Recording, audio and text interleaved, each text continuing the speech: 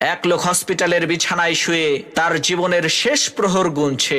এদিকে তার পরিবারের লোকজন আর হসপিটালের একজন নার্স তার বিছানার পাশে দাঁড়িয়ে আছে। এমত অবস্থায় মৃত্যু শয্যায় শুয়ে থাকা ওই ব্যক্তি তার বড় ছেলেকে কাছে ডেকে বলল, বাবা, ঢাকার গুলশানের আলিশান 10টা বাড়ি আমি তোমাকে দিয়ে গেলাম। এরপর তার একমাত্র মেয়েকে কাছে ডেকে বলল, মারে, বনানীর 5টা ডুপ্লেক্স বাড়ি আমি তোমাকে দিলাম।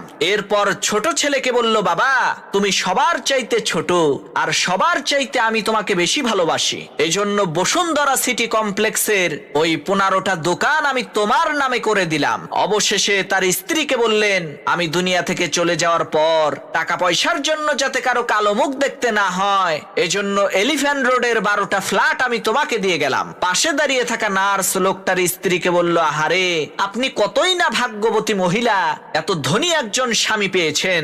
মৃত্যুর আগে আপনার স্বামী আপনাদেরকে কত ধনসম্পদ